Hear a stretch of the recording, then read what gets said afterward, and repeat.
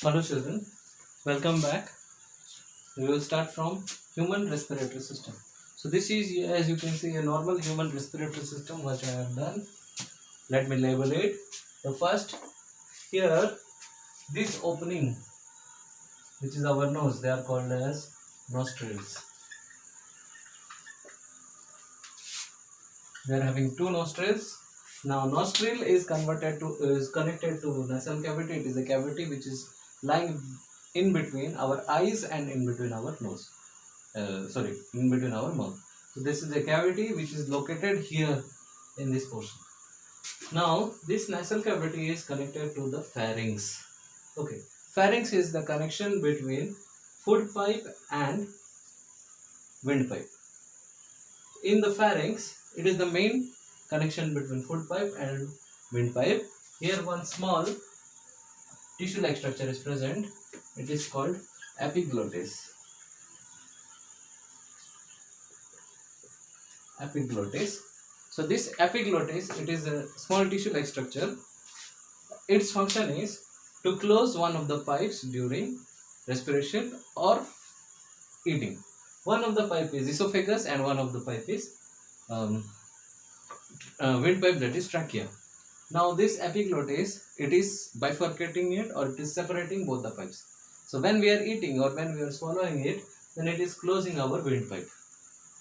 Okay, and when we are breathing, it is closing our food pipe.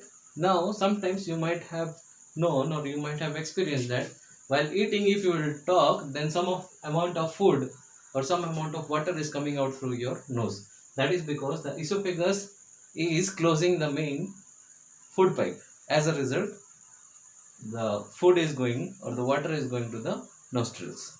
Now this is all about esophagus. Then the next is larynx. Larynx is also called as voice box. The Adam's apple which you are touching here or which you can touch here, it is vibrating. Okay, mainly this larynx is having a small hole through which air is passing and we are able to talk. Now when patients are unable to breathe, then a small pipe is given here, that is called ventilator. Okay, through here they are breathing. Now the next is larynx, then trachea. Trachea is surrounded by tissues or ring-like tissues to protect it. This trachea, it is surrounded by ring-like structures. Then next is, each trachea is then separated into two bronchi. Two bronchi are there. Each trachea is separated. Then bronchi are channels. Bronchi are subdivided into bronchioles. They are small channels which are having at the last balloon-like structures which are called alveoli. Small balloon-like structures in our lungs. These, we are having two lungs in our body. Lungs are sponge-shaped structures, okay, and each lung is having so many types of alveoli, small balloon-like structure.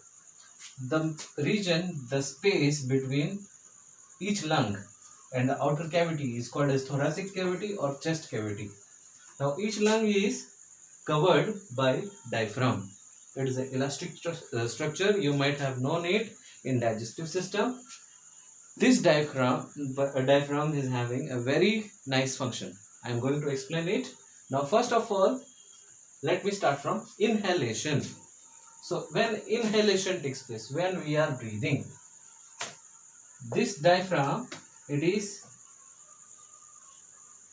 getting down or it is contracting and it is creating a space. As a result, our lungs are swelling up.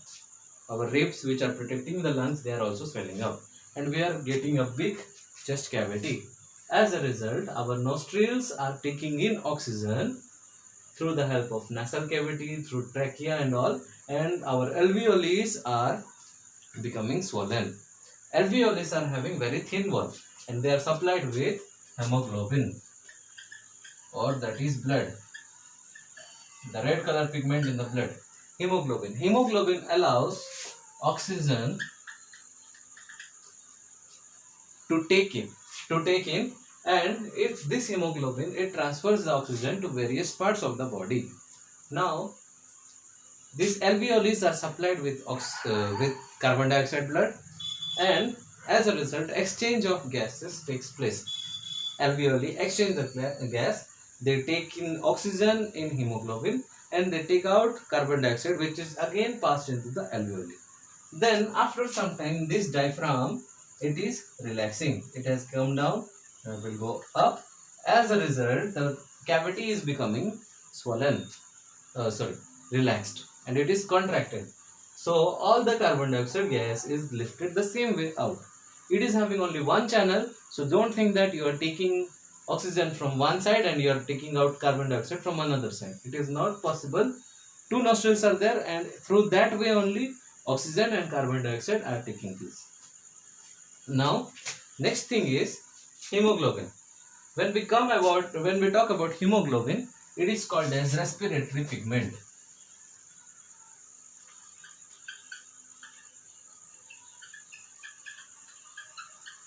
Respiratory pigment. You might have known that doctors usually tell you are having less blood. Less blood means not the amount of blood that is required in our body. It means that we are having less hemoglobin as compared to others. In a normal adult human being, the amount of hemoglobin should be 12 to 18 grams of per deciliter of blood. In a normal human being, this is the range of hemoglobin that is present in the blood, that is 12 to 18 grams per deciliter of blood. The hemoglobin, it is combining with oxygen. So more hemoglobin you are having, the more amount of oxygen you can breathe. Now when we are doing lot of works, then the faster the rate of breathing is there, faster the use up of oxygen is taking place. As a result, we are breathing so much heavily.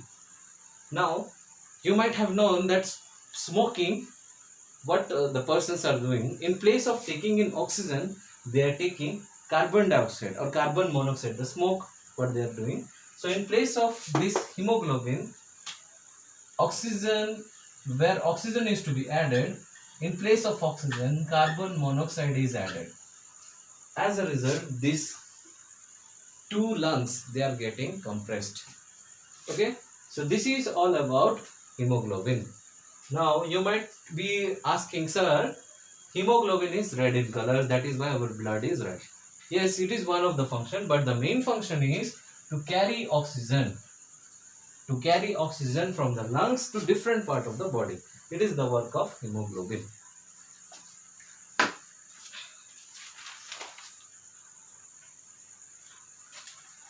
When we are breathing, we are doing a lot of metabolic activity. So in a result, when we are working, lot of hemoglobin and oxygen is used up, and when we are rest or when we are still position, at that time oxygen level is normal.